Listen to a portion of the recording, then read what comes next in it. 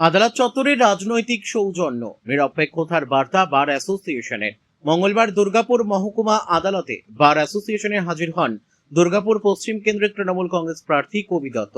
এদিন আইনজীবীদের সঙ্গে আলাপচারিতা ও মত বিনিময়ের পর আদালত চত্বরে তৃণমূলপন্থী আইনজীবীদের উদ্যোগে কেক কেটে নিজের জন্মদিন উদযাপন করেন তিনি।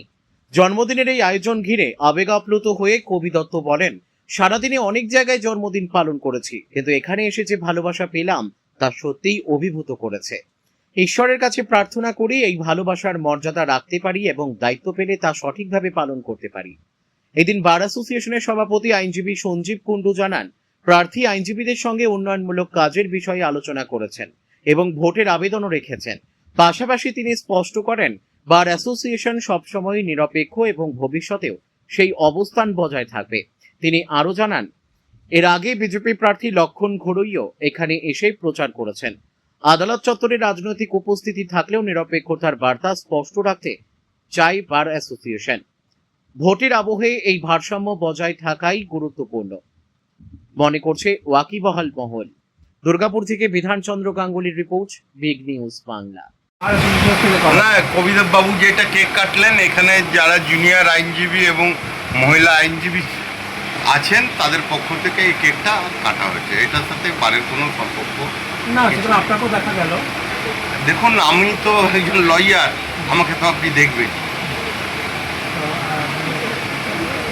কি বার্তা দেওয়ার জন্য নিয়ে এসেছিলেন?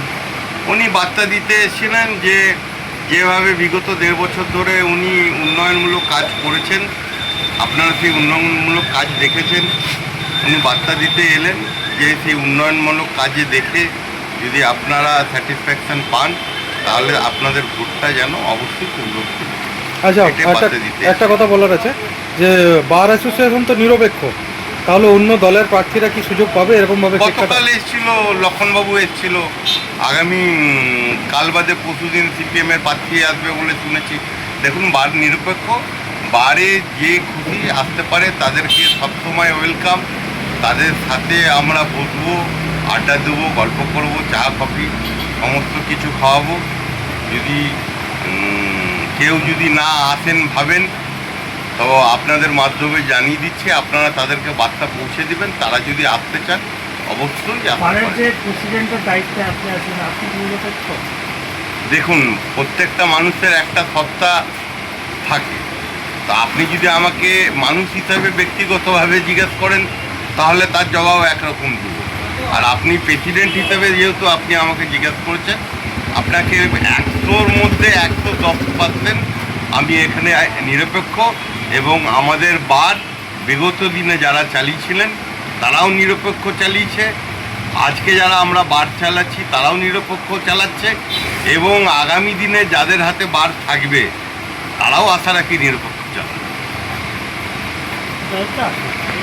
আমি রিয়েলি থ্যাঙ্কফুল, আমি রিয়েলি আপ্লুত। এত ভালোবাসা যে ছিল বা আছে আমি কিন্তু এতটা জানতাম না।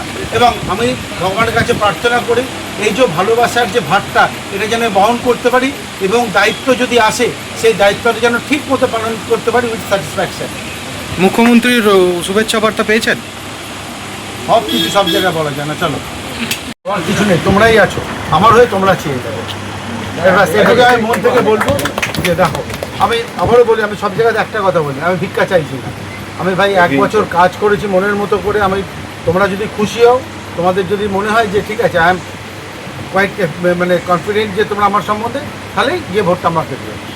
ওই দয়া করে ভোট আমি নেবো না, বলবো আমি একদম পরিষ্কার বলছি, এটাই সবাইকে বলবো যে এই কাজ হয়েছে চোখে, একটা ভিজিবল ডিফারেন্স তোমরা যদি বুঝতে পারো, তা আপনারা যদি স্যাটিসফাইড থাকেন তাহলে দেবেন, ঠিক আছে? ভিক্ষে নয়, ঋণ চাইছি। ভোটের পরে কাজের মাধ্যমে সেই ঋণ শোধ করবো আমরা। আমি যেভাবে নেবো, আমি ঋণ চাইছি, চাইছি।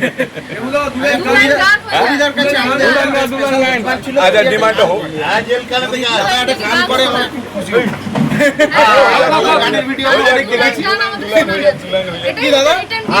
চাই